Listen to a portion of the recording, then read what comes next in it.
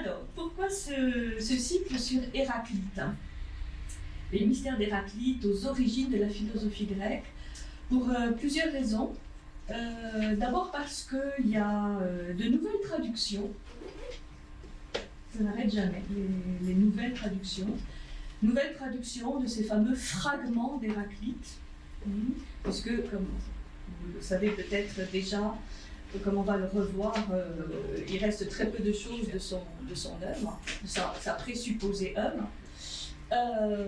Et donc il y a de nouvelles traductions, et donc qui dit nouvelle traduction, dit nouvelles interprétations, nouveaux regards qu'on peut poser sur ces fragments, sur son œuvre. Et notamment, je trouvais que c'était intéressant de revoir cette vision très ancrée, très classique, on va dire, qui oppose Héraclite et Parménide, qui sont deux grands philosophes présocratiques. Donc je vous rappelle, un présocratique, c'est ce qui est avant le fameux Socrate. Présocratiques qui sont, on va en citer quelques-uns, un peu des sortes de pionniers, de fondateurs de la philosophie grecque, de ce que deviendra après la philosophie grecque, et qui sont aussi encore très imprégnés d'une vision égyptienne, d'une vision mésopotamienne, enfin, d'une vision autre que celle de la Grèce archaïque. En cela, ils sont vraiment intéressants, parfois de pensée mythique, mythologique à leur propos, mais il faut une passerelle. C'est vraiment pour moi des philosophes ponts, des philosophes passerelles entre une civilisation et une autre.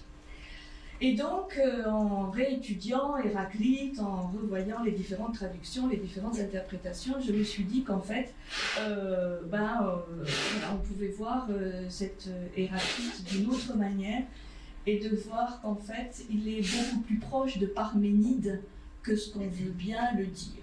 Et que cette opposition Héraclite-Parménide, sur laquelle beaucoup d'auteurs ont fondé un peu la philosophie grecque, eh bien on peut vraiment la relire autrement.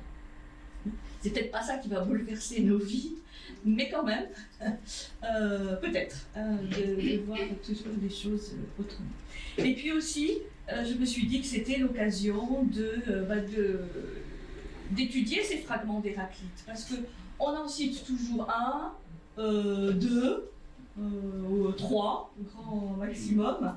Vous connaissez l'histoire du fleuve, elle ne s'arrête jamais deux fois dans le même fleuve, voilà, c'est celle que tout le monde connaît, plus ou moins. Et puis à part ça, pas grand-chose d'autre. Or, il y en a quand même 126 qui sont considérés authentiques. Donc, je ne sais pas si on va les étudier les 126, mais on va en étudier au moins une centaine. Enfin, étudier, on va les lire, les évoquer, les lire, essayer de comprendre ce que ça veut dire. Et là, on peut aussi consacrer toute une vie, parce que vous allez voir, c'est plein de mystères.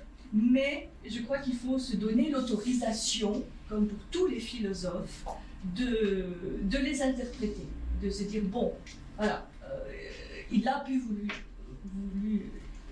vouloir dire ça, peut-être on est complètement à côté, c'est pas du tout ça, mais bon, de toute façon, on ne le saura jamais. Et donc, si ça peut faire avancer déjà la pensée, la réflexion, et de voir, parce que c'est toujours quand même notre préoccupation de voir en quoi ça peut nous apporter des éléments pour notre vie de tous les jours, il n'y a pas d'interdit. Donc vous allez trouver plein d'interprétations différentes de ces fragments, et on va en rajouter une, voilà, qui n'est ni mieux ni moins bien, j'espère en tout cas, que les autres, mais peut-être un peu différente.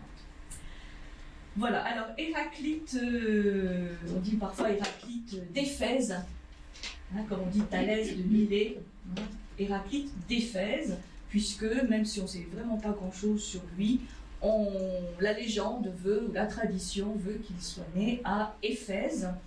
Donc c'est une petite ville qui est aujourd'hui sur la côte ionienne, aujourd'hui sur la côte turque, pas très loin de Milet, dans une cité qu'on visite, une très très belle cité d'Éphèse, avec de très beaux monuments, des restes de monuments, dont le plus célèbre c'est la bibliothèque, pour ceux qui seraient allés à Éphèse. C'est un magnifique monument.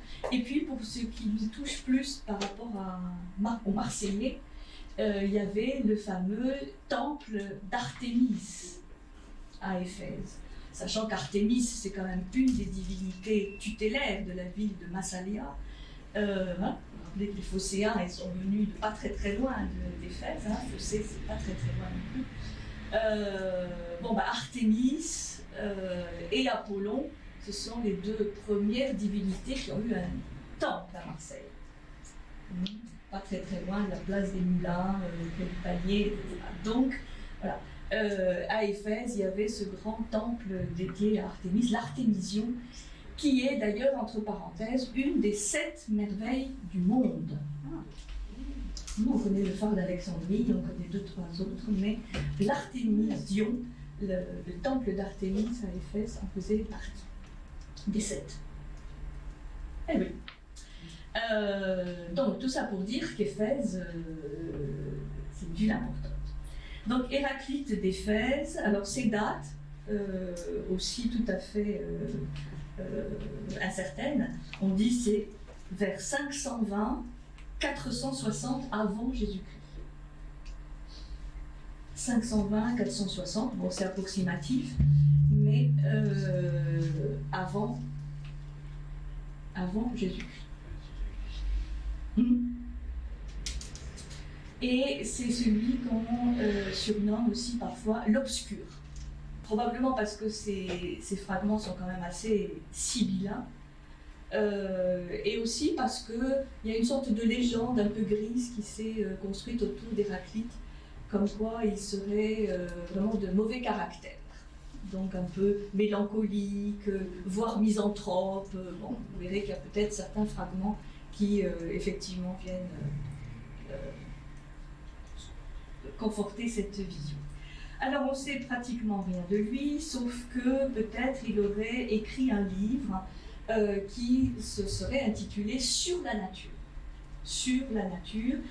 Et il faut savoir que c'est un titre pas du tout original à cette époque, puisque la plupart de ces présocratiques ont écrit sur la nature. Je reviendrai sur cette notion de nature un peu plus tard. Sur la nature, et les fragments, ce qu'on appelle aujourd'hui les fragments d'Héraclite, seraient des fragments retrouvés de ce livre. Donc aujourd'hui, ce qu'on a conservé, c'est un peu plus de 100 fragments, bref, très concis, assez mystérieux, sur le monde, sur le fonctionnement du monde, sur le feu, sur la nature humaine, et surtout, c'est ce qui est devenu un peu la marque de fabrique de la réputation que s'est faite Héraclite, sur le devenir du monde, sur ce changement permanent que subissent les éléments de la nature, de l'univers, mais aussi de la nature humaine. Alors, il y a un biographe du IIIe siècle qu'on connaît un peu, qui est le fameux Diogène Laërce, IIIe siècle, donc vous voyez, 7 à 8 siècles après, qui a, vous savez, compilé beaucoup de vies de ces philosophes illustres. Diogène, il le présente ainsi, et vous allez vite voir qu'il ne l'aimait pas beaucoup. Il présente ainsi Héraclite, puisqu'il a fait les biographies, les vies illustres de ces philosophes. Citoyen éminent d'Éphèse, il atteignit son acmé, c'est-à-dire son apogée, pendant la 79e Olympiade, ce qui situe à peu près le personnage vers 500 avant Jésus. C'était un homme d'esprit hautain, plus que tout autre, orgueilleux et méprisant. comme le montre clairement son livre. Déjà dans son enfance, il était un objet d'étonnement.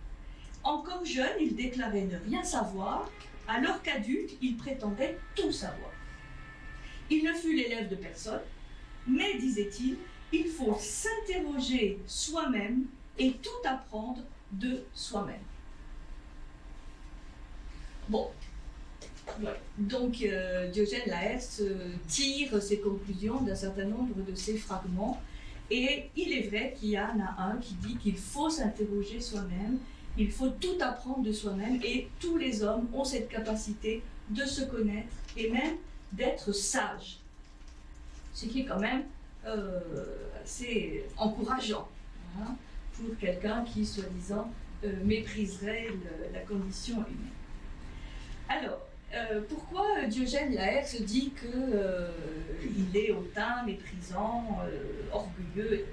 Il cite plusieurs fragments pour étayer cette vision. Il dit, il y a le fragment 40, puisque tous ces fragments sont numérotés, le fragment 40 qui dit ceci. Donc ça, on rentre dans l'écriture d'Héraclite.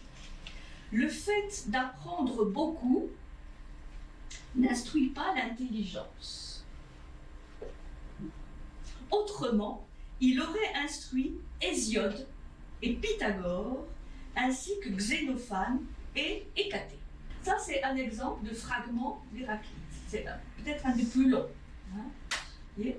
Le fait d'apprendre beaucoup n'instruit pas l'intelligence, autrement, il aurait instruit Hésiode et Pythagore, ainsi que Xénophane et Hécatée. C'est vrai que c'est pas très sympathique, ni pour Hésiode, ni pour Pythagore, ni pour les autres. Bon, et après, il faut s'interroger, pourquoi cette pique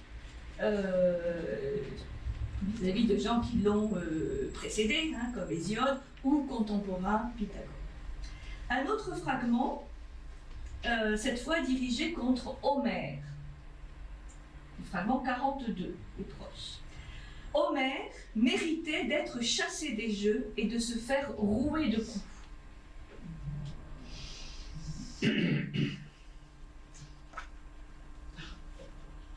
Homère, donc Hésiode, Homère.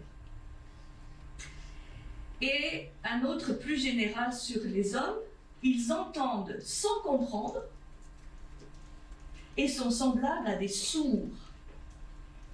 Le proverbe s'applique à eux, présents, ils sont absents.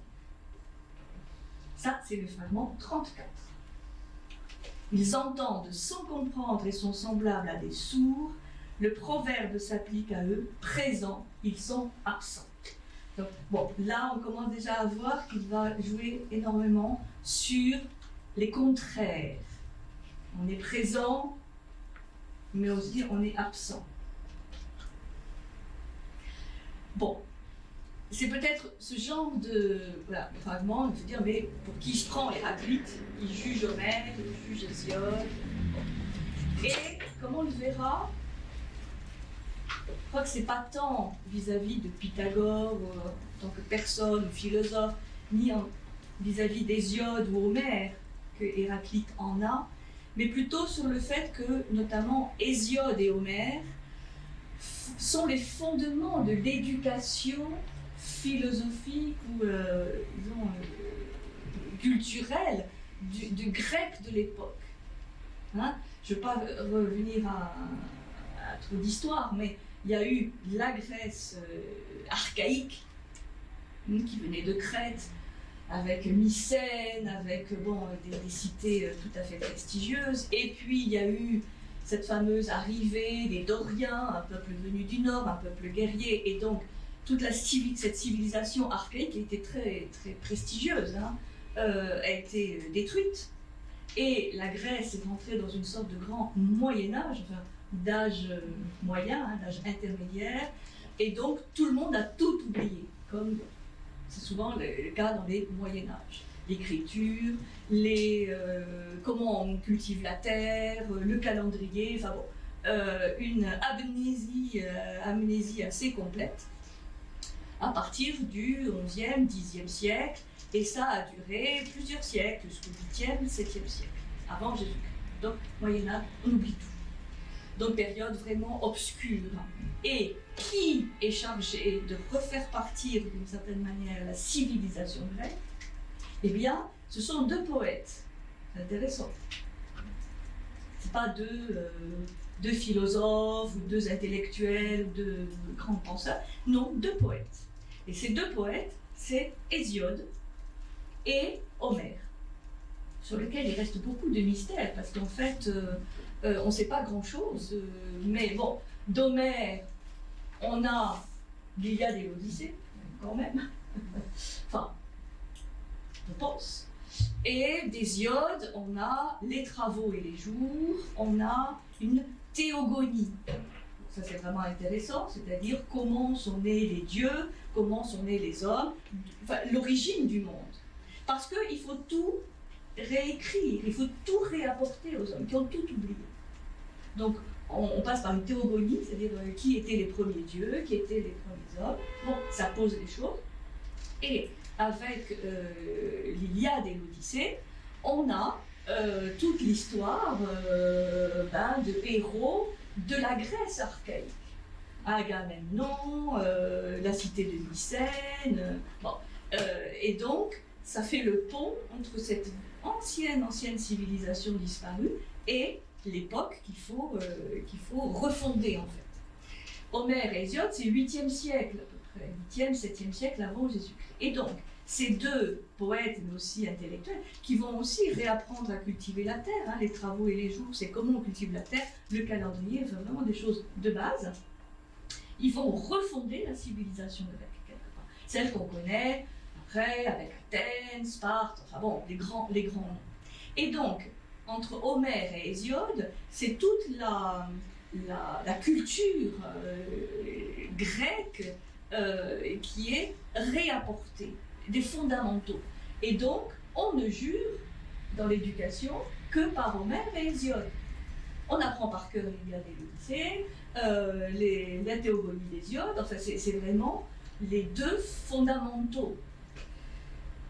Et je crois que c'est contre cela qu'Héraclite s'élève, pas tant contre les personnes d'Homère ou d'Hésiode, mais contre le fait qu'on ne peut pas penser en dehors de ces deux grands personnages.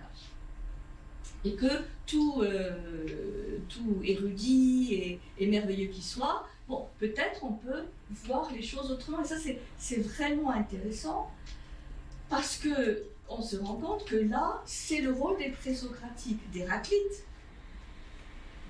mais pas seulement, des autres présocratiques, d'apporter une autre vision, justement, qui va venir compléter et apporter un autre fondement à la philosophie classique, puisque Socrate, Platon, Aristote, tous ceux qui vont suivre, vont s'inspirer des présocrates.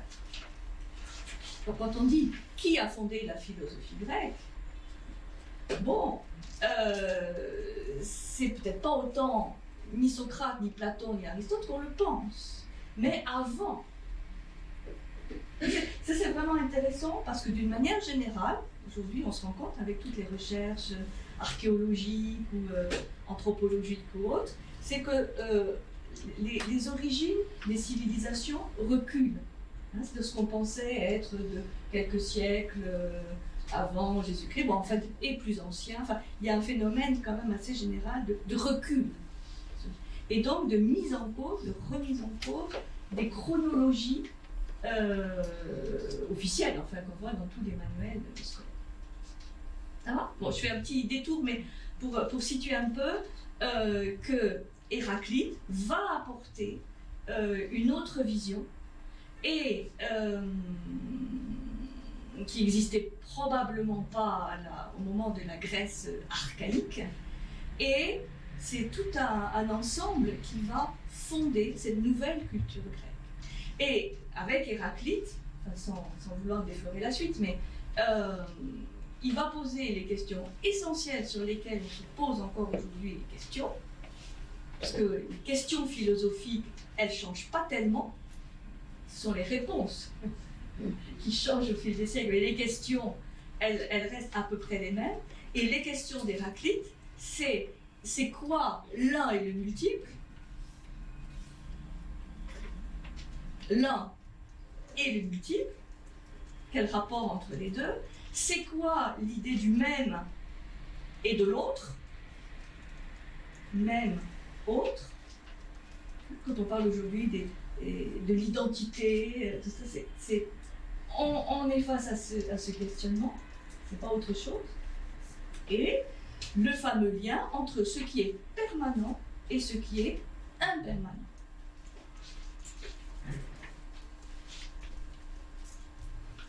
Depuis qu'on vient au jeudi philo, on est les mêmes et pas les mêmes.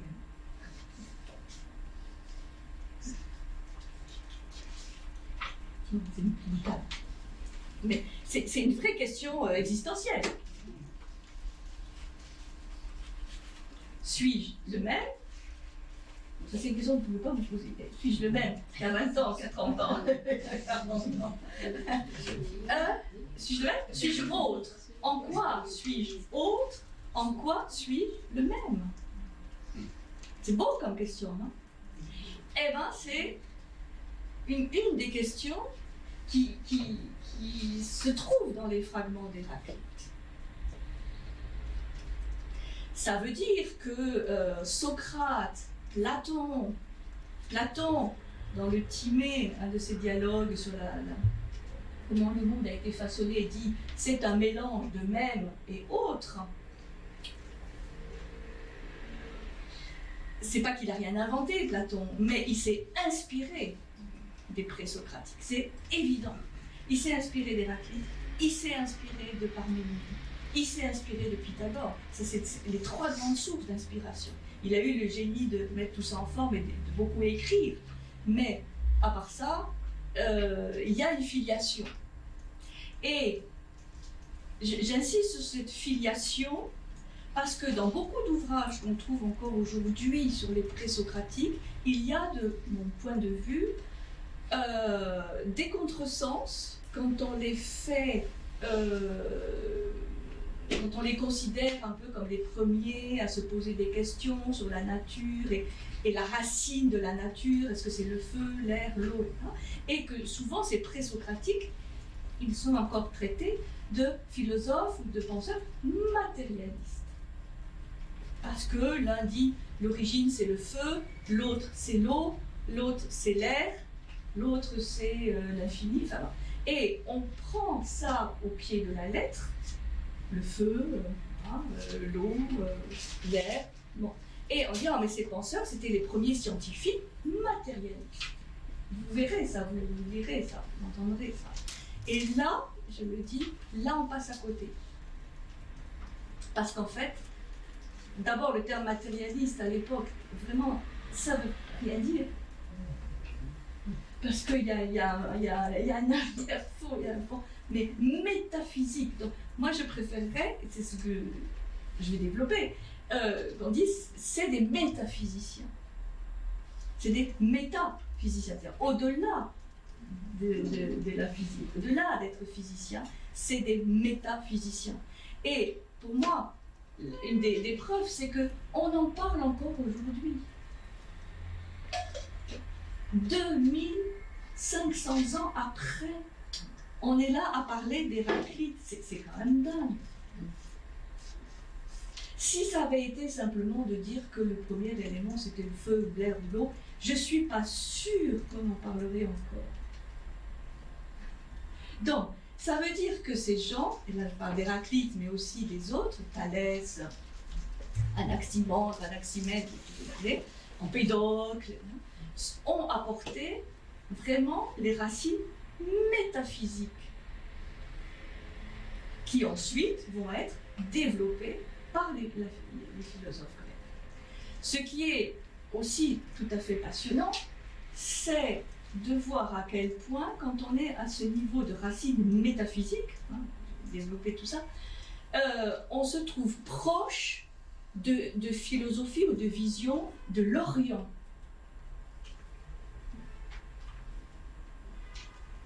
Ce Ce que j'ai redécouvert grâce à ce travail sur Héraclite, auquel je ne m'étais pas astreinte jusqu'à maintenant, c'est... Enfin, j'ai été frappée par la ressemblance, toute proportion gardée, hein, parce qu'il faut toujours être très prudent dans les ressemblances, mais quand même avec la vision chinoise. Du yin et du yang, du changement perpétuel. On parle du yin et du yang, surtout dans cette vision où il n'y a jamais de yin absolu, il n'y a jamais de yang absolu, il n'y a jamais de noir absolu, il n'y a jamais de blanc absolu, il y a toujours un point. Hein, vous voyez le symbole du yin-yang, une partie blanche avec un point noir, une partie noire avec un point blanc. Il y a une sorte de S, donc c'est pas statique, ça bouge tout le temps. Et ça, c'est fabuleux. Parce que, et c'est ce qu'on va développer ce matin, il y a une vision de la relativité des choses. Rien ne peut être défini d'une seule et même manière. Ce qui est bien pour quelqu'un peut être mauvais pour un autre. Ce qui est juste à un moment donné peut être injuste le lendemain. Ce qui est beau, ce qui est... Vous voyez, c'est vraiment d'une actualité extraordinaire et en même temps d'un lien, d'un pont qu'on peut faire avec d'autres visions qui parfois nous semblent très étrangères ou exotiques. Et en fait, je suis convaincue que plus on monte dans cette métaphysique, plus on trouve l'universalité. Enfin, des choses voilà, qui, depuis des milliers d'années, ont touché des briques pour construire les civilisations. Ça va ? Bon, là, je fais un petit détour sur tout ça. Mais c'était pour faire comprendre que je pense que cette légende un peu grise, obscure, autour d'Héraclite, qui n'aimait pas les hommes, qui était méprisant, tout ça, est vraiment, là pour le coup, oui, à relativiser. Et parce que je crois que ça vient peut-être d'un contresens. Vous savez, les contresens, ils sont, comme disait Hadot, les contresens, ils sont partout, hein, dans les livres des philosophes. Mais il y a des contresens créateurs. J'aime bien cette expression. C'est un peu un oxymore, mais il y a des contresens finalement qui permettent de déboucher sur autre chose. Et donc n'ayons pas peur de faire des contresens. Peut-être ce que je vous raconte là, c'est complètement un contresens par rapport à ce que voulait dire Héraclite, mais qu'il me pardonne. Ou pas. Ça va ? Bon. Alors, ces fragments d'Héraclite, en fait, c'est vrai que c'est un effort inédit pour l'époque, puisqu'il s'appuie sur ce qu'ont déjà découvert d'autres présocratiques avant lui, avant Héraclite. Ce sont ceux qu'on appelle les physiologues, enfin qui viennent du terme physis, hein, j'y reviendrai, et qui font partie de ce qu'on appelle l'école de Millet. Il y a plusieurs écoles déjà à ce moment-là, enfin des écoles ou plutôt des courants, on va dire. L'école de Millet ou le courant de Millet, auquel se rattache qui ? Thalès. Thalès, bon, on connaît le théorème normalement. On va pas le dire parce que là, ça pourrait nous mettre dans des situations délicates. Bon, enfin bref, on a tous entendu parler du... Vous vous en rappelez ? Non, personne ne s'en rappelle. Bon, peu importe. Donc Thalès du Millet, et puis c'est ceux qui sont venus après, qui sont peut-être moins connus, Anaximandre, Anaximène, Anaxagore. Vous savez, tous ces philosophes qui commencent par Anax. Anaximandre, Anaximène. À tel point on les appelle parfois des Anax.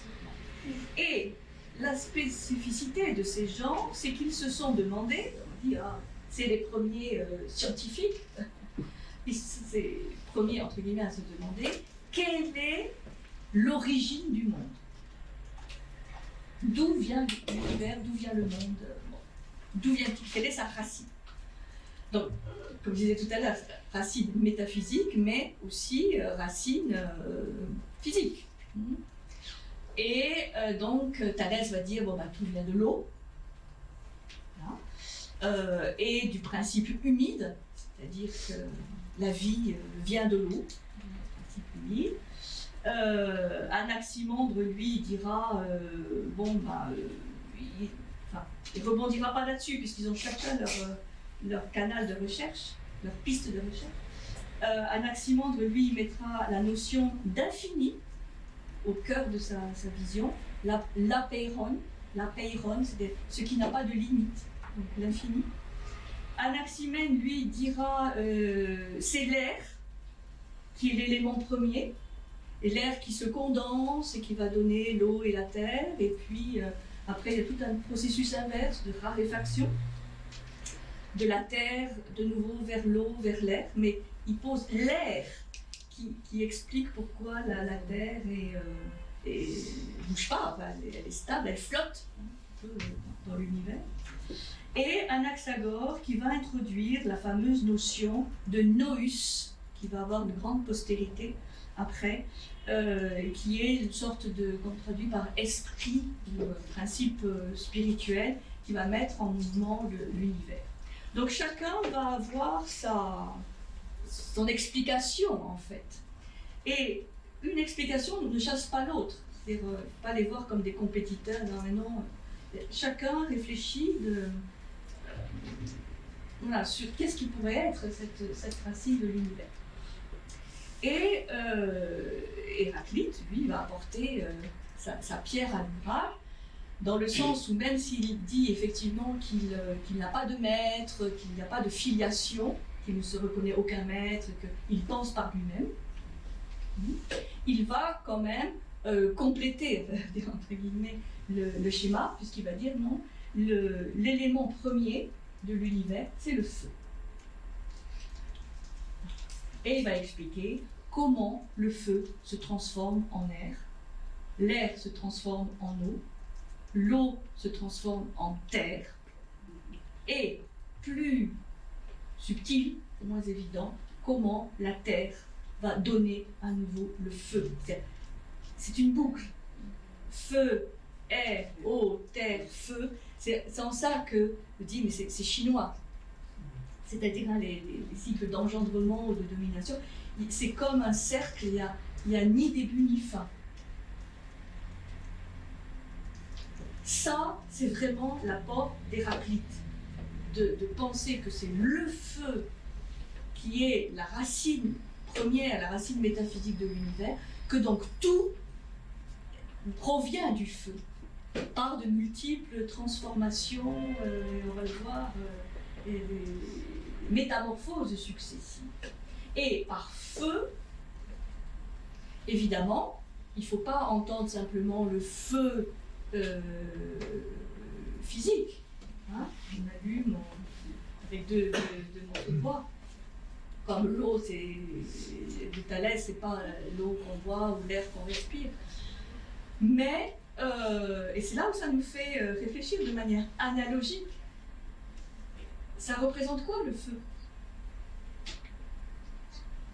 Enfin, hein, le feu. C'est l'énergie. Voilà, l'énergie, le soleil, la chaleur. Enfin, il y a plein de notions qui sont corrélées à cette notion de feu. Hein. C'est comme Anaxagore avec sa notion de nous. Bon, c'est quoi nous? On peut dire c'est l'esprit, c'est le plus haut dans l'homme, dans l'univers, c'est le céleste, enfin, il y a plein de mots par lesquels on peut le définir. Et Héraclite va aussi, et ça la conférence de la semaine prochaine, on verra ça plus en détail, il va aussi amener dans le panier des grands concepts qui vont avoir un grand succès après, la notion de logos. Alors ça, c'est pas rien. Logos, il est apparemment l'un des premiers à parler de logos. Et vous savez que le logos, après, ça va être repris par tous. Parce que le logos, c'est Dieu, c'est l'esprit, c'est la parole, c'est le discours, c'est la raison. Hein, dans toutes nos sciences, il y a logique à la fin. Hein. C'est la logique, chez Aristote, chacun des philosophes qui va venir après va s'approprier cette notion de logos et va la transformer à sa sauce. Donc chez Aristote, le logos va donner la logique. Bon. Et puis ça va donner d'autres choses chez les philologues, les archéologues, tous les logues. Mais, et c'est ça qui est extraordinaire, lui va poser la notion comme une notion fondamentale, symbole d'unité. C'est très mystérieux, hein, parce que justement, ce qui est complexe avec ces présocratiques, c'est qu'ils lancent comme ça des notions qui vont ensuite être utilisées, interprétées, enfin, appropriées aussi. Par exemple, les stoïciens, ils vont s'approprier la notion de logos, mais ils vont la définir à leur manière. À leur manière. Le logos des stoïciens n'a pas grand-chose à voir avec le logos tel que probablement l'a lancé Héraclite. Mais ce qui est intéressant dans tous ces moments de fondation ou des origines, c'est qu'on sent que c'est des périodes où tout est possible, c'est-à-dire qu'un concept n'est pas limité. C'est l'ouverture, c'est le champ du possible. On peut l'interpréter comme ça, mais on peut aussi l'interpréter comme ça, parce que les choses ne sont pas figées encore.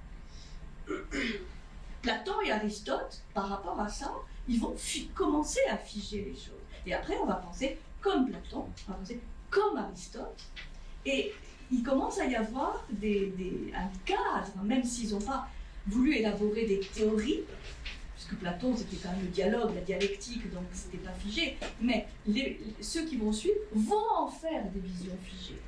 Et après, ça va être la guerre entre les platoniciens et les aristotéliciens, et les plotiniens, et les stoïciens. Enfin, voilà.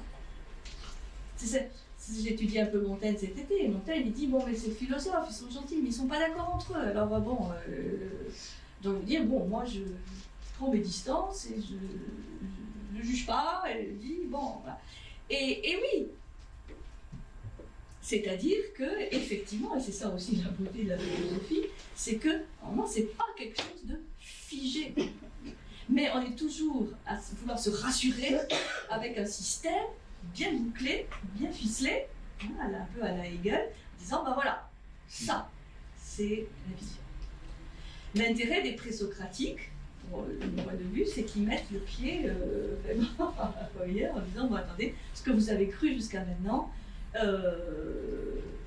faut le remettre en cause. Et pour moi, le sens de ce que Héraclite dit, les gens sont des dormeurs, ou ils pensent être éveillés, mais en fait ils sont ignorants, ou ils sont dorment, parce que voilà, il faut continuer à chercher, à apprendre par soi-même et à avancer. Rien n'est figé, rien n'est statique, rien n'est fixe. C'est pour ça que cette redécouverte d'Héraclite, pour moi, j'en fais un peu l'ancêtre de Socrate,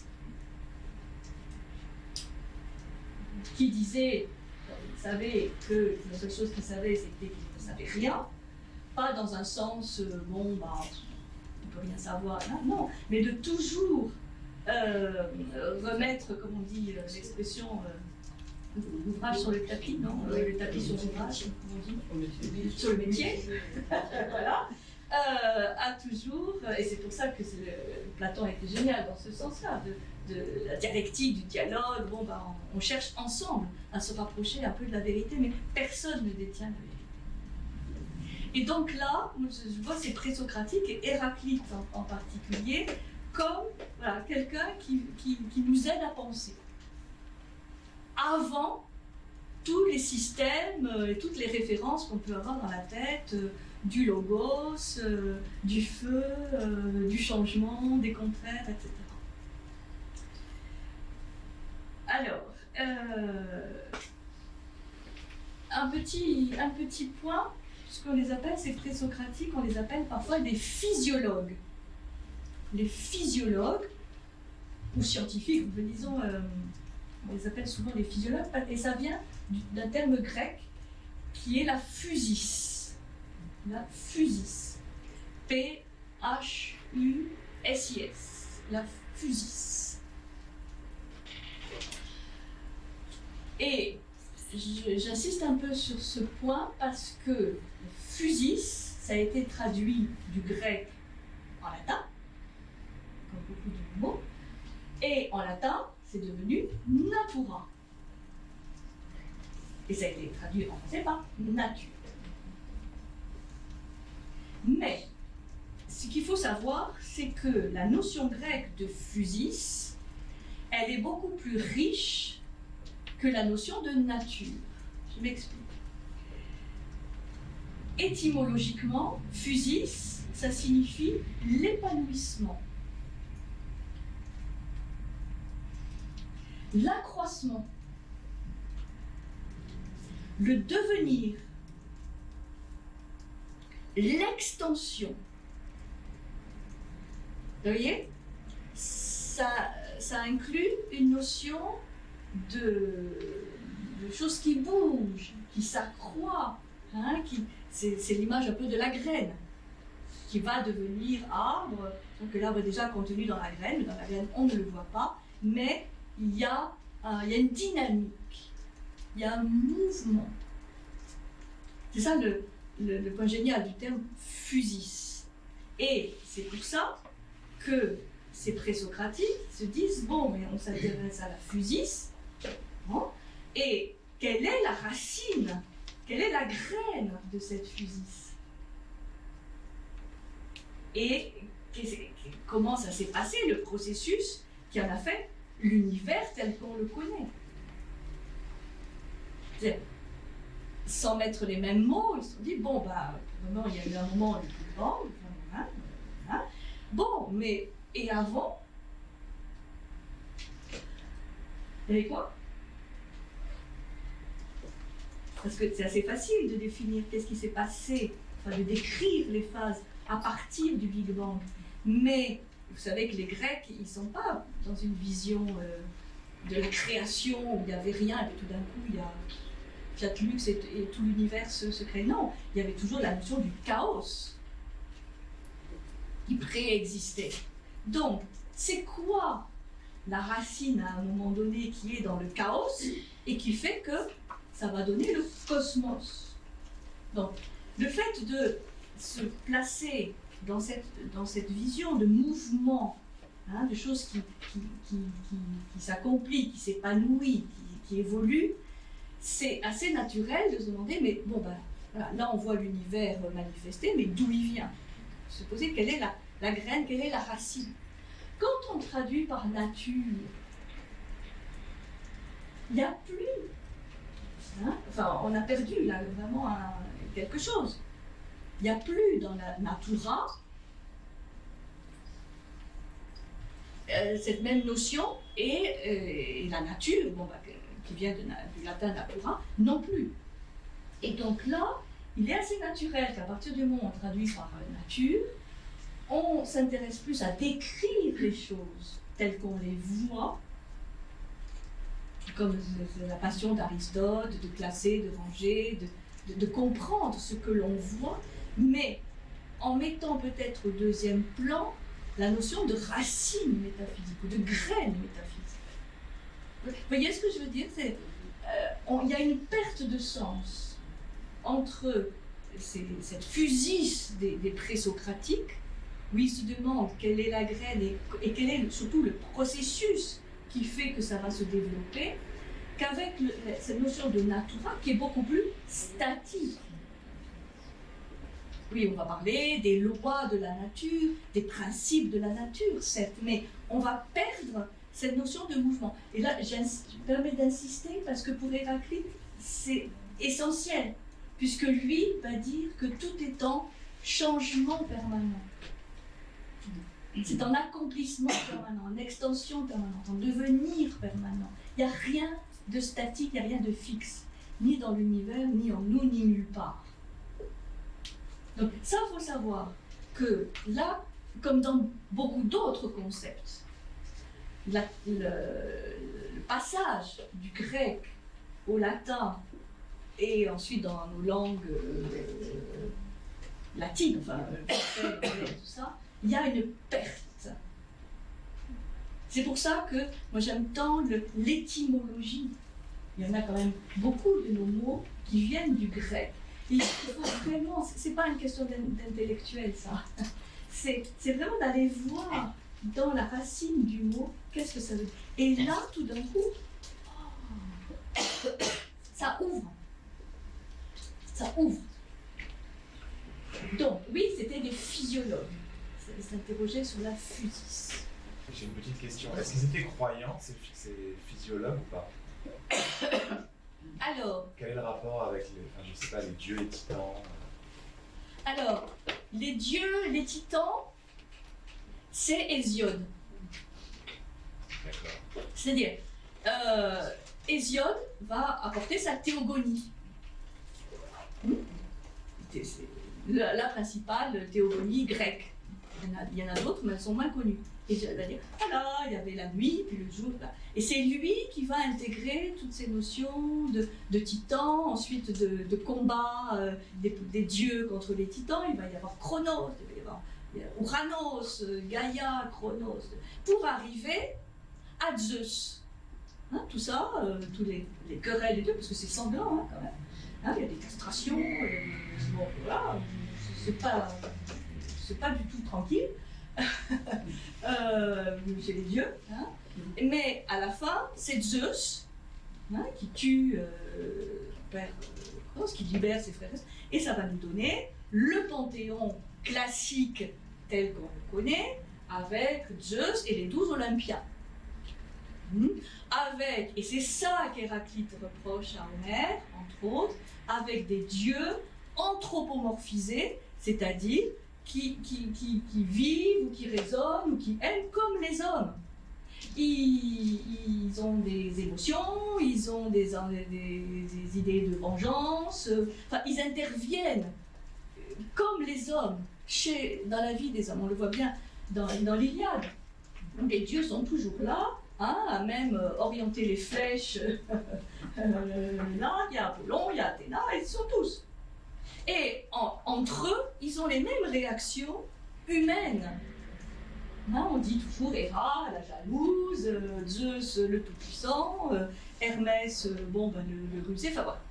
Et pourquoi Héraclite, justement, n'est pas tout à fait sur la même longueur d'onde qu'Homère? Parce que pour ces présocratiques, il y a des dieux, bien sûr, mais ce n'est pas des dieux à visage humain. Ce sont des principes métaphysiques des dieux. C'est l'unité, c'est le beau, c'est le bon, c'est le juste, le vrai. C'est des principes, les dieux. Et d'où ça vient, ça? Ça vient des civilisations qui les ont précédées. Donc ils ont probablement quelques réminiscences. En Égypte, il ne faut pas se tromper, non plus. Les dieux, ce n'est pas simplement des représentations mi-humaines, mi-animales. Là, c'est vraiment autre sens. En Égypte, le dieu, c'est le néther, c'est-à-dire le principe métaphysique. Après, on va représenter les dieux sous forme humaine, avec des têtes d'animaux, parce que tout ça est symbolique. Mais dans l'Égypte la plus archaïque, puisque là on a quand même une civilisation dont on a trace pendant au moins 3000 ans, le dieu, c'est un principe. Donc, un exemple concret, on ne va pas... qu'est-ce qu'on offre à ces dieux qui sont des principes? Des prières, oui. Des offrandes sous forme de paroles. Mais on ne va pas faire des holocaustes, par exemple, pour ces dieux. C'est-à-dire brûler de la chair animale, faire des sacrifices sanglants pour ces dieux. Non, ça viendra plus tard. Quand il y aura ces dieux posés par Hésiode et Homère, de dieux à tête humaine. Et on va commencer à dire, ah oui, mais les dieux, ils ont besoin qu'on leur prouve notre amour pour eux.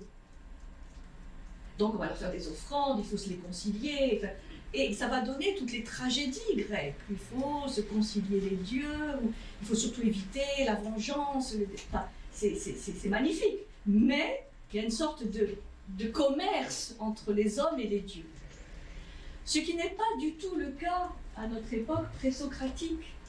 Il n'y a rien à négocier parce que ce n'est pas sur le même plan. Qu'est-ce que vous voulez négocier avec le feu ? En tant que principe métaphysique, oui, il faut se concilier le feu, c'est sûr, il faut se concilier les éléments, mais dans leur principe abstrait. Donc, bien sûr qu'ils sont croyants, parce que de toute façon, ça c'est vraiment une constance, mais pas de vision anthropomorphique des dieux, pas de visage humain des dieux, ça viendra plus tard. Et nous, qu'est-ce qu'on connaît de la Grèce, souvent par la mythologie? C'est ce qui est venu plus tard. Et les histoires entre Zeus, Héra, Hermès, Athéna, Apollon, bon, et toutes leurs querelles, et toutes leurs petites bisbilles, on se dit, bon, franchement, c'était pas au niveau. Et c'est pas faux. Mais il faut savoir, et c'est ça qui est tellement déroutant avec ces présocratiques, c'est qu'eux, ils sont pas sur le même plan. Enfin, je sais pas si j'ai... Donc, croyants, oui, mais d'une autre manière. Et c'est vrai que si Hésiode et Homère sont vraiment les deux guides, c'est-à-dire que pendant des siècles et des siècles, on se référera à ce type de dieu humain. Et comme dira Nietzsche, humain, trop humain. Nietzsche, c'est un philologue au départ, c'est-à-dire il s'intéresse à l'étymologie et Nietzsche va se passionner pour les présocratiques. Et il y aura des mots très durs pour tous ceux qui vont venir après, Socrate, Platon, mais Nietzsche, il a bien compris ça. Quand il dit tout le jeu des contraires entre Apollon et Dionysos, il avait vraiment capté quelque chose de ces présocratiques. C'est pour ça que Nietzsche n'est pas facile à comprendre non plus. Parce que, voilà, c'est avant. Ça va ? Il n'y a pas de réflexion de l'après-mort chez ces pré-Socrates. Si, il faut la déduire. La déduire. De quoi ? C'est-à-dire, cette vision de l'après, de la vie, de la mort. Mais vous comprenez bien que, bon, ça, j'ai pris un peu plus de temps que ce que je pensais, mais bon, c'est pas grave. Pour introduire tout ça, parce que c'est contraire, la vie et la mort. Mais si la vie engendre la mort, ou que la mort engendre la vie,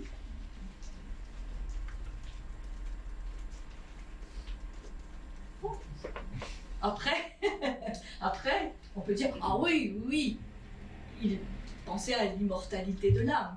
Bon, là, franchement, on en sait, avec ce qui nous reste, franchement, on n'en sait rien. Franchement, on n'en sait rien. Par contre, de se dire, oui, la vie et la mort, bon, voilà, il y a une dialectique.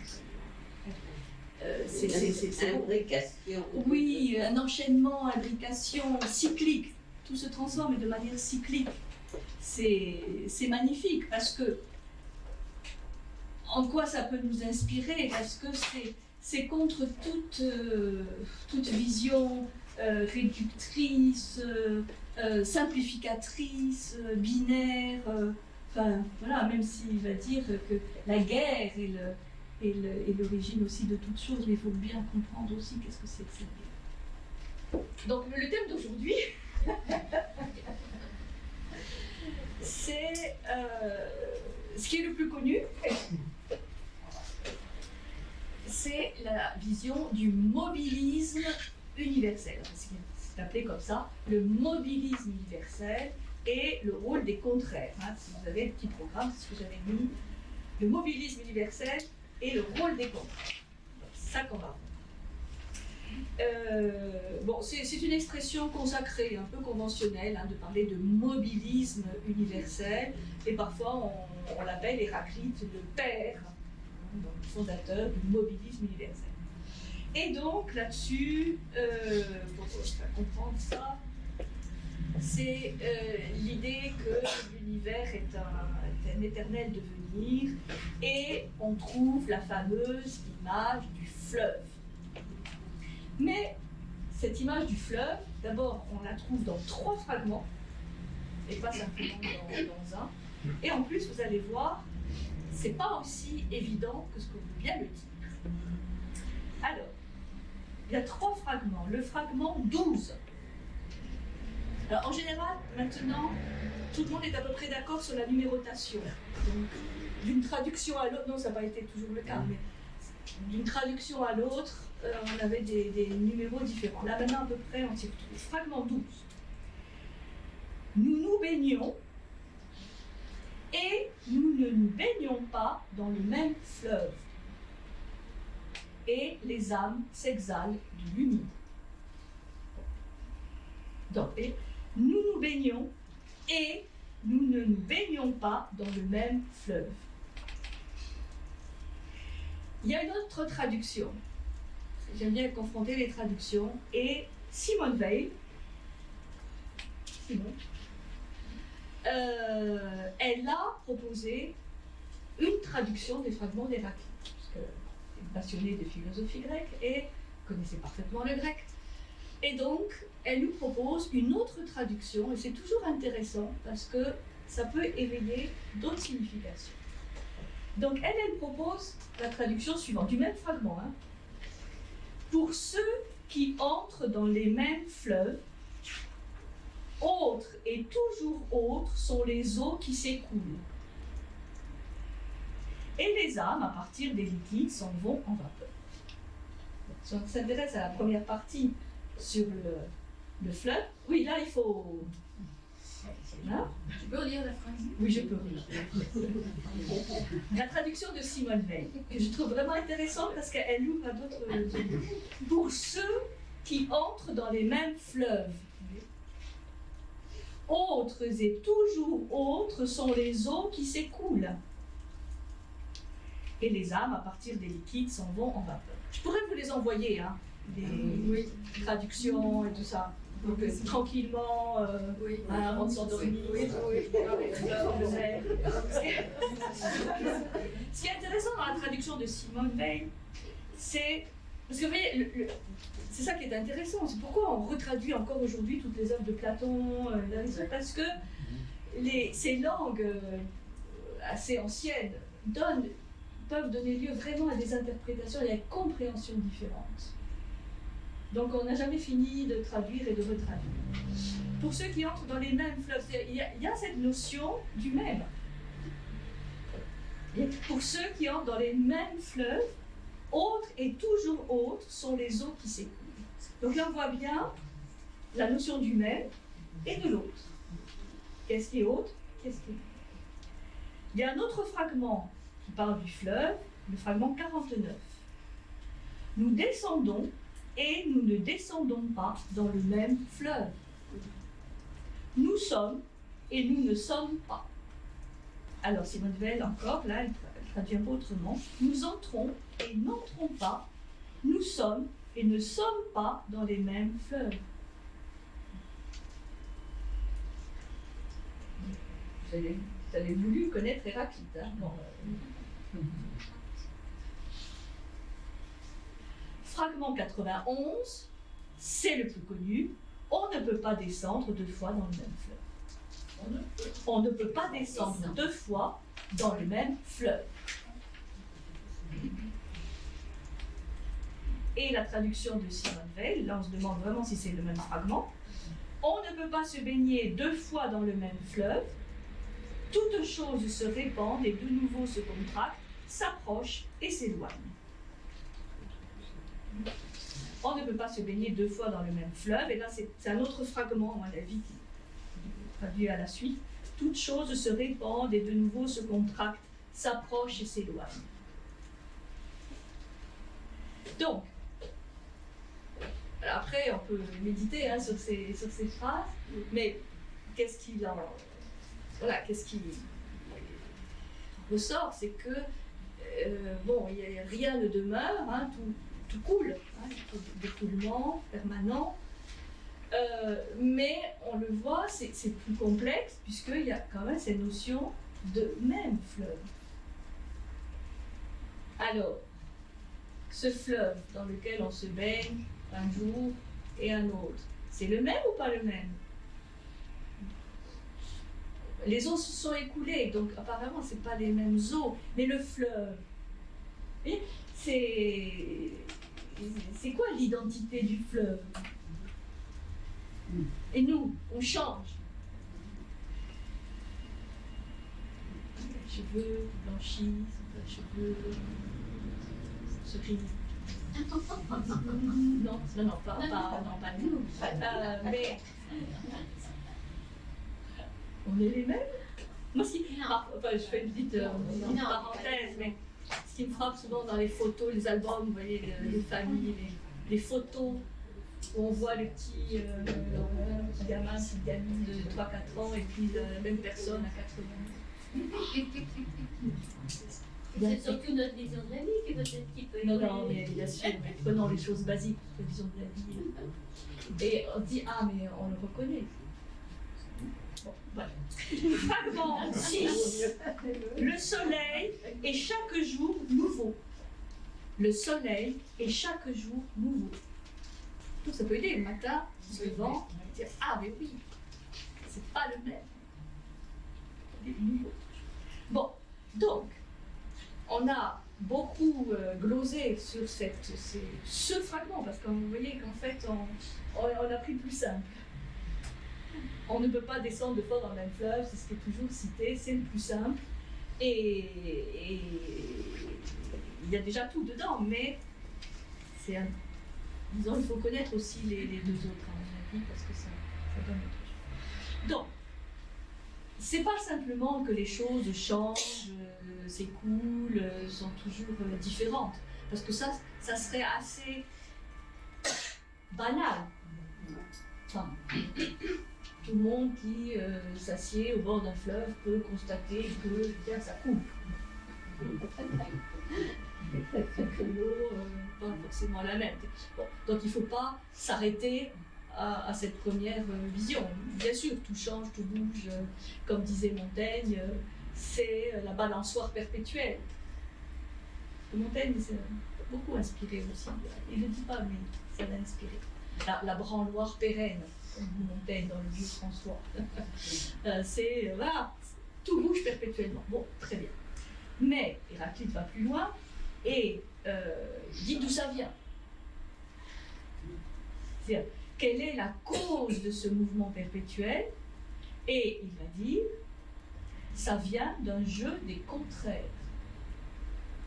C'est-à-dire, si tout bouge, s'écoule, change perpétuellement, c'est parce que il y a en mouvement tout un processus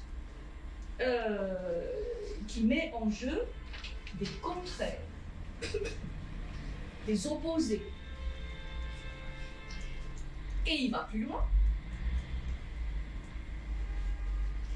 Il dit, ce jeu des contraires, ce processus de contraires, en fait, dissimule une harmonie réelle qui provient d'une unité primordiale. Donc, ça, c'est résumé en vraiment de manière très très très synthétique. Sa vision, c'est-à-dire, il y a ce mobilisme, tout bouge, tout change, rien n'est permanent. Bon. Ça vient d'où? Ça vient qu'il y a en marche tout un processus, un jeu, c'est comme on appellera plus tard dialectique des contraires. On va affiner, approfondir ça. Et il ne faut pas se laisser prendre par ce jeu des apparences, de contraires, parce que tout cela provient en fait d'une harmonie préexistante, ou d'une unité primordiale préexistante, qui fait que là, oui, on peut avoir cette notion métaphysique du même. Et comme il dit à un moment donné, l'harmonie invisible est préférable à l'harmonie visible. L'harmonie invisible est préférable à l'harmonie visible. Et il est un fait que les Grecs, ensuite, vont vraiment essayer d'honorer cette notion d'harmonie, de beauté, enfin, qui est pour eux pas simplement une question esthétique, mais métaphysique. Là, je vais vous donner une piste. Harmonia,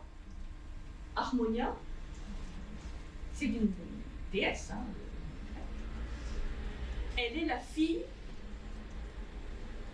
de deux dieux qui forment un couple qu'on pourrait penser vraiment peu assorti. Elle est la fille d'Arès, le dieu de la guerre, et d'Aphrodite, la déesse de la beauté, de l'amour, de la cohésion des choses, de l'union. Ça, c'est un exemple typique pour comprendre la vision d'Héraclite. Que cette harmonie visible, mais aussi qui se rattache à cette harmonie visible, cette harmonie visible, elle est le fruit de la guerre et de l'amour. C'est un équilibre. Comment? C'est une forme d'équilibre. Oui. Oui. C'est pour ça, quand on dit faites l'amour, pas la guerre, il faut voir. C'est une mauvaise manière. Faire les deux. Il parle d'inertie aussi, parce qu'il parle beaucoup de mouvement, le mouvement c'est ce qu'on voit, mais l'inertie, on l'a. Elle est suggérée. Elle est suggérée, on va le voir justement dans le jeu des contraires. Parce que ce jeu des contraires, ce processus des contraires, il va se faire dans un cadre bien précis. Justement. Oui, on va y venir. Donc, toutes les choses changent, se meuvent perpétuellement, mais ce changement, quelque part, n'est que relatif, car il n'empêche en rien l'unité et la permanence de toute chose.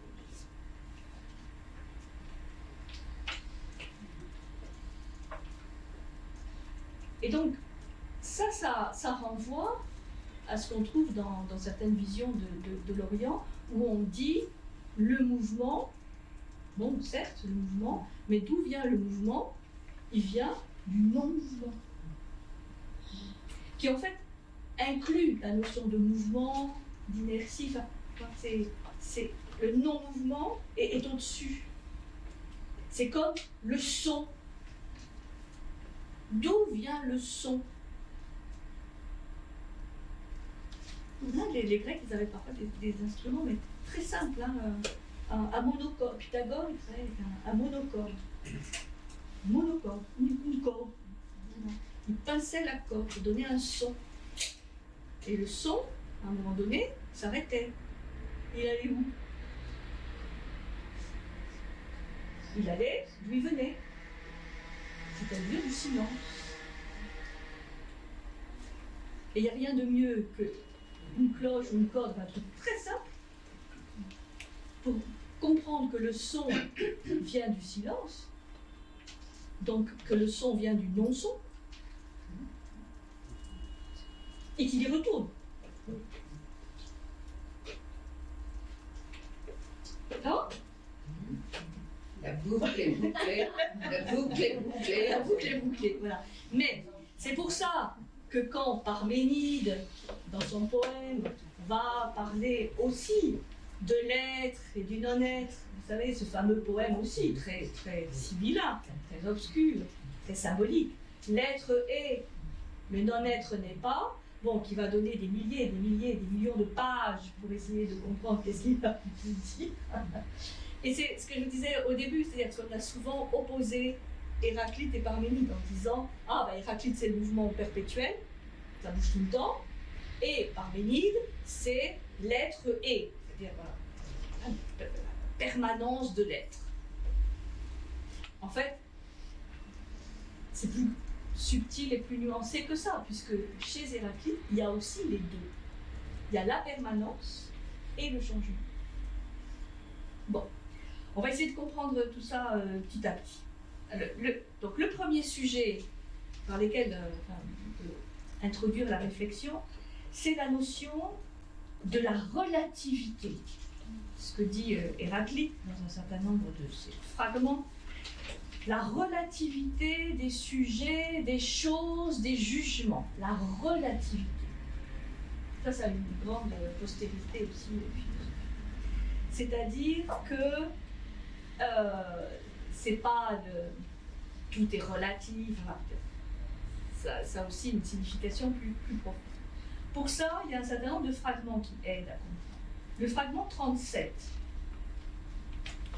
Les porcs se lavent avec le fumier. Les oiseaux avec la poussière et la cendre.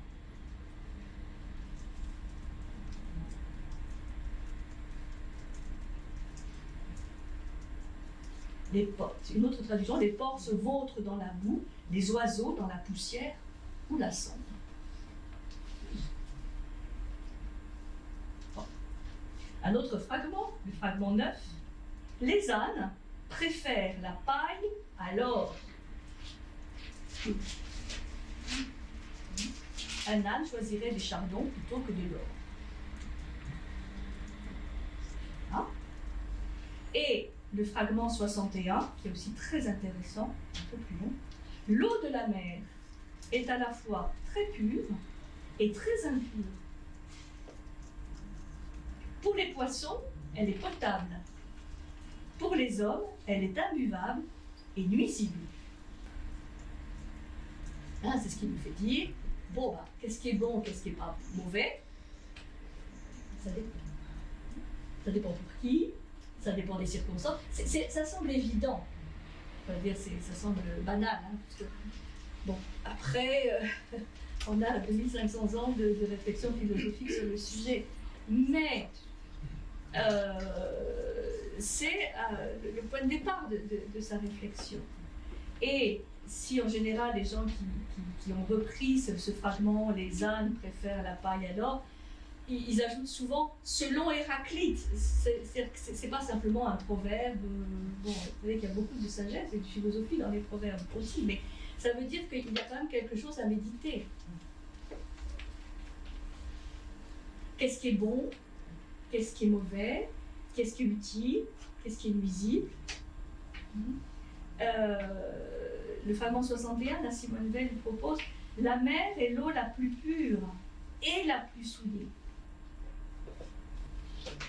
La mer est l'eau la plus pure et la plus souillée, buvable et salutaire pour les poissons, imbuvable et mortelle pour les hommes. C'est-à-dire qu'en fait, on ne peut jamais qualifier une chose ou une situation d'une seule et même façon. Parce que selon la manière dont on le regarde, le contexte ou de qui il s'agit, ça diffère, c'est relatif. Ah, toujours les éléments, c'est pareil. C'est bon, bah, l'eau, magnifique. Quand on est en période de sécheresse, face à une inondation. Enfin, donc, c'est cette idée qu'il y a une relativité, il n'y a pas d'absolu.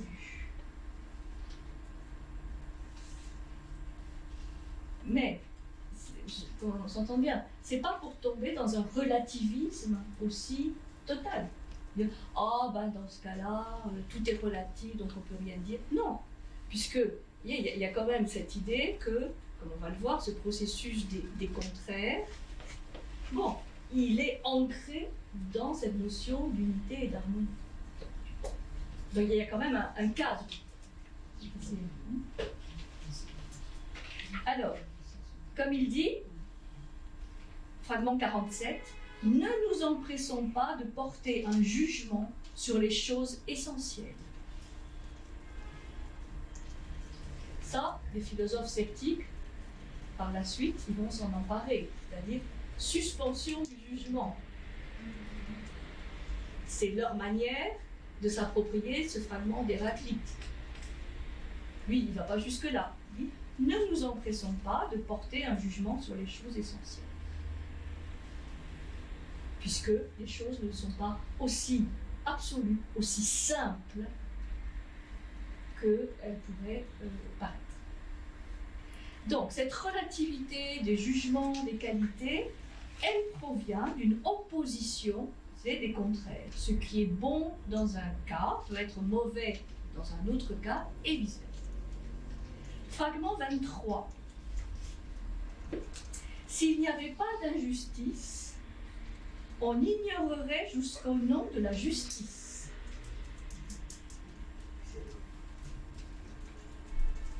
Que Simone Veil traduit par « Si les crimes n'étaient pas, ils ne reconnaîtraient pas le nom de la justice. » Alors, on ne peut parler de justice que parce qu'on est confronté à l'injustice. C'est ce processus des contraires, vous voyez, qu'il est absolument nécessaire pour penser. Ça, Platon va le reprendre. Il dit, c'est le dialogue, c'est la dialectique, c'est-à-dire qu'on ne peut penser que parce qu'on est capable de penser des contraires. Il reprend cette idée de Héraclite, évidemment, dans ce fragment. Peut-être qu'il l'a explicité ailleurs dans son livre, mais dans le fragment, on n'a vraiment que des morceaux, hein, donc on est bien obligé d'interpréter. Vous voyez, tout tombe. Voilà. C'est le nom de mais le stylo reste le même. Ça peut bouger. Bon, si on s'énerve parce que le stylo tombe, qui coule, bon, c'est pas la peine. La peine, ce beau stylo sera toujours le stylo. Donc, il y a ce fait que la pensée, et là, on verra le temps de logos, ne fonctionne que parce qu'on met des contraires en relation. Et que vraiment le vivant ne fonctionne que par cette magie de ce processus des contraires. Donc, on n'est pas d'accord avec quelqu'un, mais c'est magnifique. On lit quelque chose dans un journal ou on regarde quelque chose qui nous fait dresser les cheveux sur la tête. Super! C'est des occasions pour penser.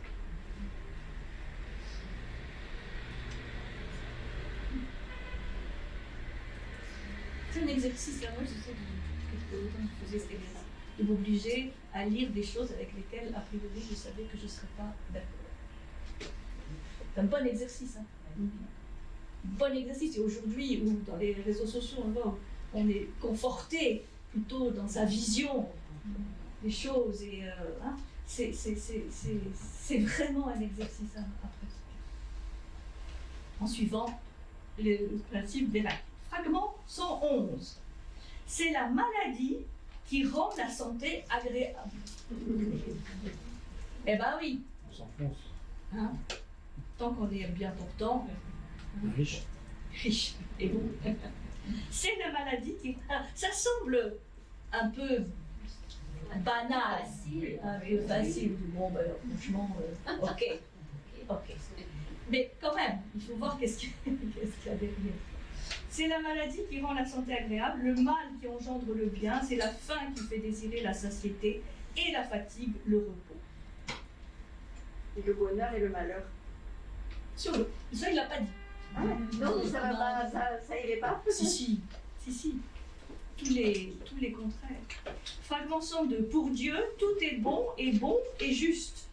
Les hommes tiennent certaines choses pour justes et d'autres pour injustes. Voilà. Donc, ça veut dire que ce processus des contraires, les contraires, c'est pas simplement une constatation qui fait que bon voilà, il y a les contraires qui s'opposent et que c'est ça qui crée la dynamique. C'est qu'ils sont absolument nécessaires pour comprendre le monde. Ils sont nécessaires pour comprendre le monde et surtout, ce qu'il explique, et c'est en ce sens que je le vois un peu comme un ancêtre de Socrate, il dit à partir du moment où on comprend ça, d'où viennent les choses et ce phénomène des contraires, eh bien, on peut adopter un autre mode de vie. C'est-à-dire ça a une conséquence directe, notre façon de voir les choses, sur la manière dont on vit, dont on se comporte, dont on réagit. On voit les choses autrement. Et à un moment donné, il y a un fragment qui dit bon, c'est quand même incroyable que des gens qui ont compris ça n'aient pas changé, enfin, se comportent de cette manière-là.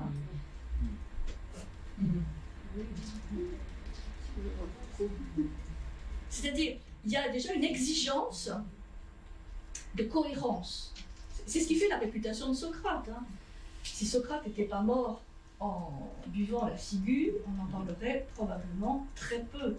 Mais le fait qu'il ait accepté jusqu'au bout de défendre ses idées et d'accepter la sentence de la loi, de la cité d'Athènes qu'il a servi toute sa vie, c'était une question de cohérence.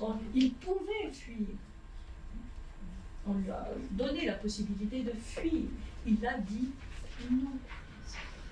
Et c'est ça qui reste dans les deux. Hein, Socrate, bon, papa, je sais que je ne sais rien, c'est la mort de Socrate. Et le fait de dire de manière très affirmée, c'est l'angle du procès, c'est que je suis quelqu'un qui devrait être même nourri au Prytanée. C'est-à-dire, vous devriez m'entretenir, parce que j'ai un rôle dans la cité. Ça n'a pas été très bien. Mais, vous voyez, ça c'est l'adoption d'un mode de vie, ça me semble intéressant, et c'est en général très peu souligné dans les fragments des Vacques. Pour expliquer que ce fonctionnement, ce processus des contraires, il n'est pas simplement aléatoire, il n'est pas aléatoire, il est structurel. Parce que c'est de cette confrontation des contraires que peut naître l'harmonie. Donc, accepter la guerre, c'est pas forcément la guerre physique, hein, comme on est en train de voir aujourd'hui, mais le conflit, la confrontation, l'opposition, c'est ça qui donne l'énergie du mouvement. Et, en même temps, Aphrodite, c'est-à-dire la cohésion, l'union, la beauté, l'amour. Dissonance et consonance, enfin, il faut les deux. Il dit, il y a un fragment qui est magnifique, qui est tout court, le fragment 48. L'arc a pour nom bios, la vie, et pour œuvre sa mort. L'arc a pour nom bios et pour œuvre sa mort. Sa mort ou la mort. Traduit par sa mort. Donc là, c'est un peu un jeu de mots parce qu'il joue sur le mot de bios en grec, selon là où on met l'accent bios ou bios, si on met sur le i ou sur le o, il n'a pas la même signification. C'est beau ça. Les étymologies, bios. Sans d'accent. Nous, l'accent, on ne fait pas attention en grec. Mais, donc, c'est soit la vie, soit l'arc. Et l'arc, l'arc, qu'est-ce qu'on fait avec un arc? On tire et la flèche peut tuer. Ça, c'est magnifique parce que qui possède l'arc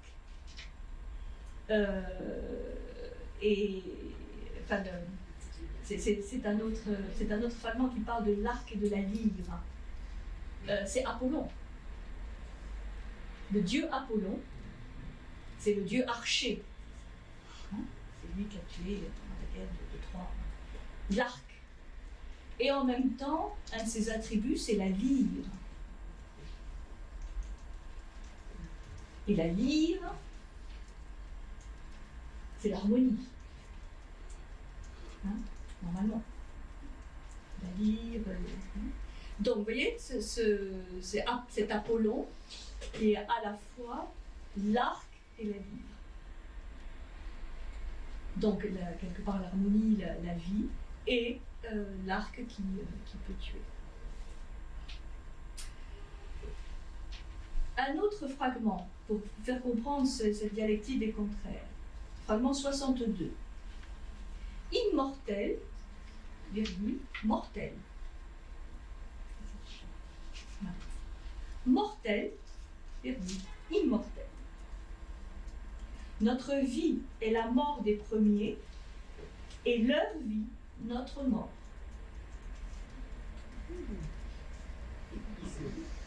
Alors Simone Weil, elle le traduit un peu autrement. Les immortels sont des mortels. Les mortels sont des immortels, car ils vivent la mort et meurent la vie les uns des autres.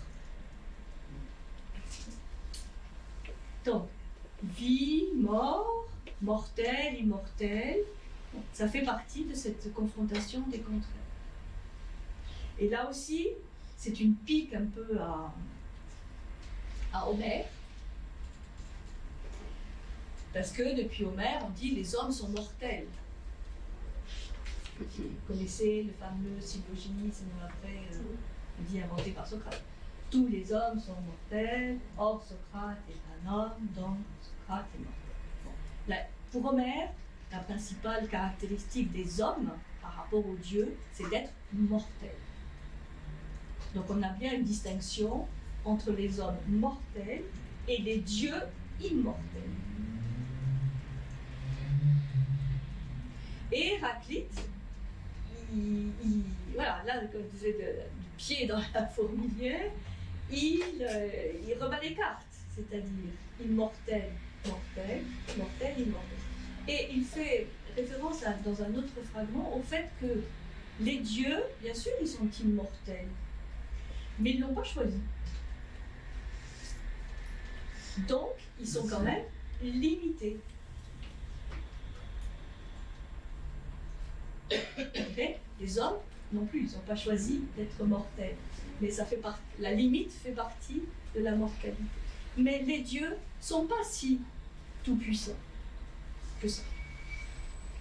Tout immortels qu'ils soient. Ça va? Donc, sommes-nous mortels? C'est même pas ou immortel, mais là c'est mortel et immortel. Ça me rappelle quelque chose, rien à voir, mais lors des triomphes romains, des empereurs romains, les triomphes, hein, où ils ont leurs chars, ils défilaient, triomphe. Et il y avait toujours quelqu'un à côté de l'empereur pour lui dire, n'oublie pas, souviens-toi que tu es mortel. C'est bon? Ouais. Est-ce qu'il pouvait peut-être dire? Sauf que l'immortalité a un début, mais n'a pas de fin. Non. Si. Ah, c'est une bonne question. Si. Alors, voici. Je ne vais pas trop. Je vous en dis une dernière. Pour la route. La dernière pour la route. C'est la fin de la proposition de la démarche. Vous voyez, c'est conscience de mortalité, c'est un très beau fragment aussi auquel on ne comprend pas grand-chose. Le fragment 26. L'homme, dans la nuit, allume une lumière pour lui-même. Mort, il s'éteint. Or, au cours de sa vie, quand il dort, les yeux éteints, il ressemble à un mort. Éveillé, il semble dormir. Fragment 26. Je le répète. Pas ça. L'homme dans la nuit allume une lumière pour lui-même. Nuit, lumière. Mort, il s'éteint. Or, au cours de sa vie, quand il dort, les yeux éteints, il ressemble à un mort. Éveillé, il semble dormir. Donc, quand est-ce qu'on est vivant? Quand est-ce qu'on est mort? Quand est-ce qu'on est réveillé, éveillé? Quand est-ce qu'on dort? Bonne question. Là, on a l'impression tous d'être bien réveillés. Hein? Ah, on écoute, on s'en va beaucoup poser. Parce que ça va se terminer, là. Bon, on semble éveillé. À voir. Il y a plusieurs interprétations, évidemment. J'en ai trouvé une plus psychologique qui dit, bon, mais voilà, cette formule renverse l'opinion commune. En fait, ce que nous voyons et nous ne pouvons ne pas voir durant notre sommeil, ce qu'on voit pendant notre sommeil, nos rêves, est indiscutablement plus vivant, plus réel, plus émouvant que ce que nous voyons à l'état de veille, qui est en fait comme une nature morte. Donc là, en fait, ça peut ouvrir aussi à toute cette interprétation presque freudienne ou jungienne. C'est-à-dire, bon, voilà, il y a tout un inconscient qui est peut-être tout aussi réel, voire plus que le conscient. Il y a une sorte d'analogie, hein, vous l'avez compris, entre le sommeil et la mort. Donc, le sommeil est une porte vers l'immortalité, vers des choses qu'on ne verra pas. On sait que dont on rêve ou ce qu'on vit à l'état de sommeil, c'est quelque chose de tellement parfois dérangeant ou différent de ce qu'on vit à l'état de veille, que c'est des portes ouvertes. Donc, par le sommeil, par les rêves, ce que tout le monde vit, on peut toucher à un état de conscience, c'est une interprétation, hein, toucher à un état de conscience qu'il est beaucoup plus difficile de toucher à l'état de veille. Et, ah oui, Héraclite, précurseur de l'hypnose. Après, on peut dire fantasme et tout, mais ce genre de fragments, de formules, d'énigmes, certains vont dire, ils parlent par énigmes. Et c'est Plotin qui disait, oui, mais c'est exprès pour nous faire réfléchir par nous-mêmes. Bon, peut-être c'était exprès pour nous faire réfléchir par nous-mêmes. Moi, je pense aussi que peut-être c'est plus des captations aussi qu'il a eues, une sorte de fulgurance, hein, mortelle, que des choses réfléchies. Et, je ne sais pas, on n'a pas son livre, on n'a que des bouts, mais ça peut être aussi des sortes d'intuition, de fulgurance comme ça. Et donc il couche sur le papier. Et après, oui, pendant 3000 ans, on se demande qu'est-ce qu'il a voulu dire. Des énigmes. Et les énigmes, si vous vous intéressez aux énigmes, les énigmes, c'est toujours paradoxal. L'énigme d'Oedipe, du Sphinx. Bon, si personne n'avait trouvé la réponse avant lui, quand même, c'est que c'était pas aussi simple de trouver la réponse. Donc l'énigme, oui, moi je trouve que de voir la vie avec plein d'énigmes sur lesquelles réfléchir et peut-être à jamais solutionner, c'est beau. C'est un mystère, enfin énigme ou mystère, etc. Donc, oui, quelle frontière. Et ça me fait penser à Montaigne, qui était quand même pétri aussi de culture grecque. Il s'intéresse toujours à ces moments où il s'endort. Hein? avec cette sorte de flou, quoi. Hein. On ne sait plus très bien si... Hein, on a tous vécu ça, hein, ce moment très particulier, ou quand on se réveille. Cette fois, on est content, mais des fois, non. Donc, cet espace-temps intermédiaire, ça me fait penser à la question de l'inertie. Il y a des choses qui continuent, qui sont floues. Et donc, peut-être que nous sommes en train de rêver.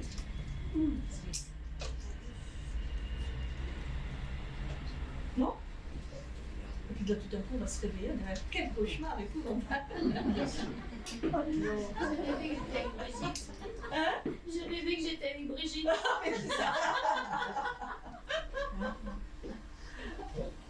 Bon. Allez, petite dernière. Parce que la dernière est jamais la dernière. Fragment 21.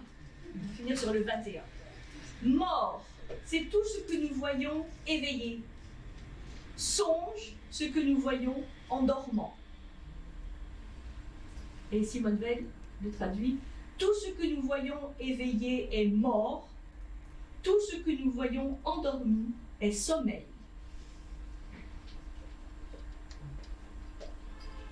Pour dire le premier. Mort, c'est tout ce que nous voyons éveillé. Songe, ce que nous voyons en dormant.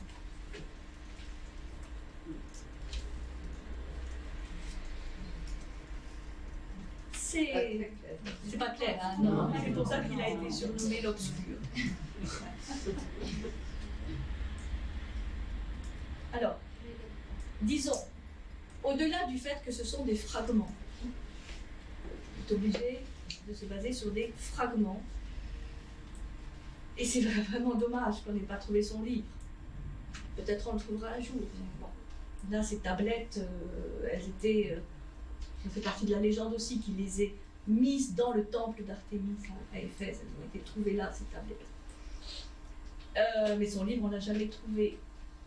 Disons que si on ne veut pas non plus trop se torturer les méninges, il faut laisser de côté un peu le logos rationnel. Et plus, enfin moi je pense que c'est plus des fragments, des phrases, des bouts de phrases même des fois, qui sont à lire, à laisser travailler en soi, à lire à voix haute, à essayer de capter qu'est-ce qu'il y a comme vision derrière. Plus qu'à décortiquer, parce que là, franchement, c'est incompréhensible. C'est pour ça que je pense plus à des sortes de captation, et nous, rien ne nous empêche de capter aussi. Même si c'est un contresens, ça n'a aucune importance. Donner l'autorisation de se tromper et peut-être de comprendre quelque chose que peut-être n'était pas du tout dans sa tête. Mais, et c'est comme dans la vision chinoise, c'est parfois très suggestif. Voilà, méditer au bord d'un fleuve ou une vague de la mer. Qu'est-ce qui change, qu'est-ce qui ne change pas, qu'est-ce qui est toujours le même, qu'est-ce qui est autre. C'est source de méditation. Là, toi qui repars dans les terres grecques, c'est propice.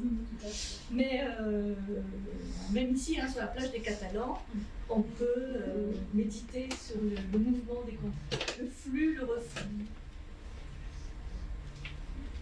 Et d'en trouver des éléments de vie, des pistes de réflexion et de comportement. Ça, c'est vraiment... c'est ça qui le rend très, très actuel. Et parce que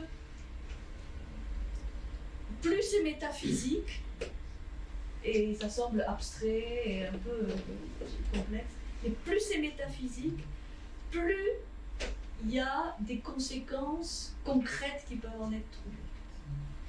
C'est paradoxal, hein? Mais plus on monte, plus on peut trouver des choses vraiment concrètes à transformer dans notre manière de voir les choses, dans notre manière d'agir. Et là, il faut vraiment se réconcilier avec la métaphysique. Et c'est pour ça que c'est présocratique, on est dans de la métaphysique, parce que logiquement, mais on ne comprend rien. Ça. Attends, alors si c'est mortel. Et Aristote, lui, il a rien compris. J'adore Aristote pour d'autres raisons, mais là, il est passé à côté. Tu dis, ah bon, mais alors, il a fait tout un procès, il a écrit, non, si tu bouges tout le temps, alors ça veut dire qu'on peut rien dire de la nature, de l'univers, et bon, il était très gêné par ça. Je pense, très humblement, qu'Aristote, là, il n'a pas pigé. Et donc, on va faire un procès à Aristote. Non, mais voilà, il faut le prendre, je pense, aussi comme des aphorismes, comme on a parfois dans l'hindouisme, ils disent qu'ils sont paradoxales, qu'ils sont des koans, des choses qui semblent avoir ni queue ni tête, mais qui font monter au métaphysique.